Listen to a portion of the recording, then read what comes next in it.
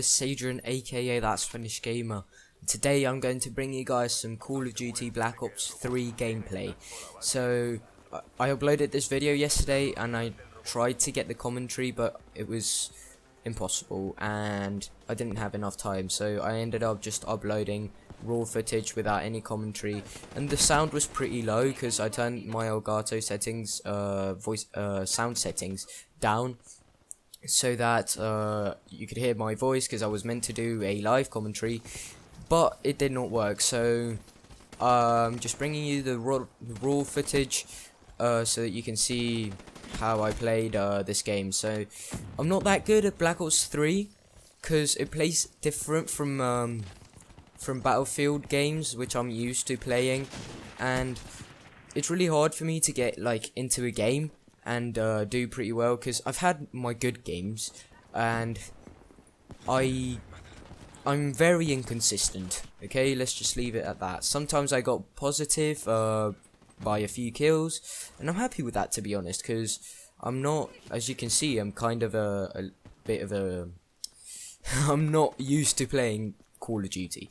It's more fast paced than Battlefield, and it's really hard to go from Battlefield to Call of Duty, but it's actually not that hard to go from Call of Duty to Battlefield, in my opinion, because I started off playing Call of Duty, and to be honest, I haven't improved like over the I still play like I used to play, and then I went into Battlefield and I did alright, and now I'm sort of good. Like, I consider myself quite good at Battlefield, to be honest, and sometimes I have my bad games, but that's just like everyone has a bad game every now and then.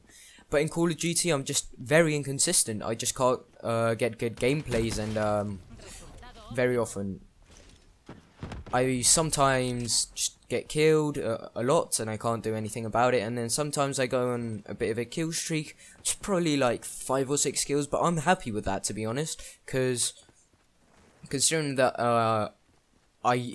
I rush in Battlefield a lot, because the time to kill is way lower than the one in Call of Duty, as you can see right here. Considering I rush in all the time, I need to change my game style to play Call of Duty.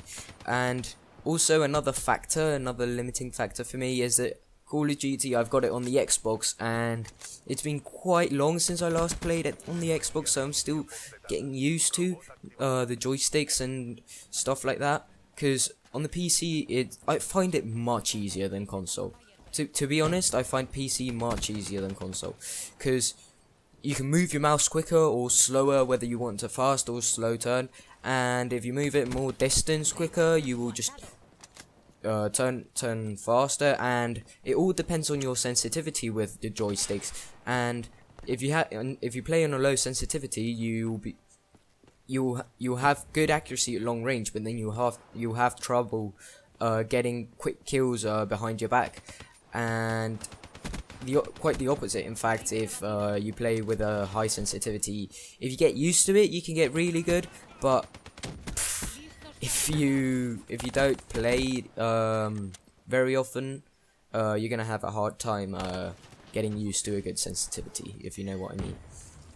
So if you have a high sensitivity, you'll have the advantage to turn around quickly and kill someone that's behind you. But to be honest, how many times is that going to happen in a game where you turn around that quick and manage to pull a kill off? You might overturn, you might not turn enough to get the kill, and it's just very, very unlikely that you're gonna get a really quick kill turning around. Even though I'm saying this, I used to play really high sensitivity on Battlefield 4. I played with 100% sensitivity on Battlefield 4, which is mental, to be honest, and I got used to it, and it was really good for me, because I was still, I don't know how I managed it, but I was still accurate at long range, somewhat accurate at long range, and if you get used to it, it's good enough. Like, it's really good to have a higher sensitivity, but if you're having a hard time getting used to high sensitivity, then I suggest that you put it down to probably 50%. In this case for Call of Duty, because max sensitivity, I think it's 40. Now put it down to 7 or 8. I play on 8 sensitivity, and that's just a limiting factor to the Xbox as I see it. So I'm not saying that my gameplay is bad because I've been playing on PC. I'm just saying that it's a limiting factor to me playing well.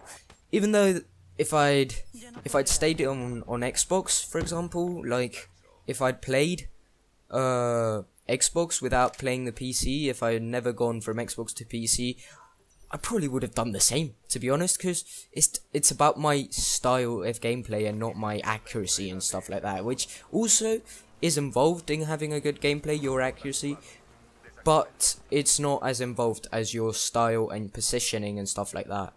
To be honest, I think about 80% of you having a good gameplay is about positioning and your style, and then about 20% about having good accuracy, because there's some times where you're really well positioned and then you have really bad accuracy. But if you're well positioned and you're not giving your enemy an advantage, like for example here, I go round the outside and I use that block on my left as cover, you can get really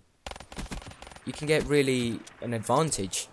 And it's not all about having good accuracy, as you can see right there. I got the kill anyway, even though I was using I wasn't using any cover. I just moved really quick. I used this slide to my advantage and it worked out. I'm not saying it's always gonna work out, because it's definitely not. But I'd say it's about 80% positioning and style, and then about 20% accuracy. Also in Battlefield, same thing. I play on 10 sensitivity and 400 DPI on Battlefield 4. And I just find that it's probably the best sensitivity for me, because I just quick swipe and I do a 180 and I can get a kill behind me. But to be honest, even if you play at a high sensitivity, it doesn't mean that you're gonna pull a kill off from someone that's behind you, to be honest.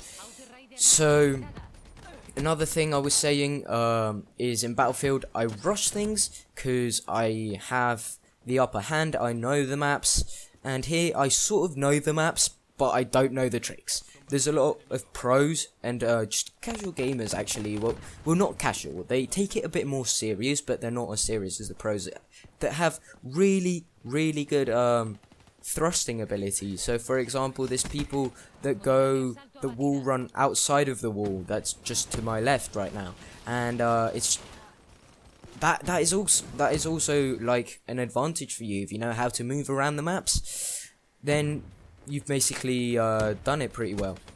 So yeah, that's what I have to say. In Battlefield, I rush it quite a bit because I know that I can pull a kill off. I know where people stand if they're getting hit. I know corners that people are likely to be in, and I just rush it, check those corners and stuff like that.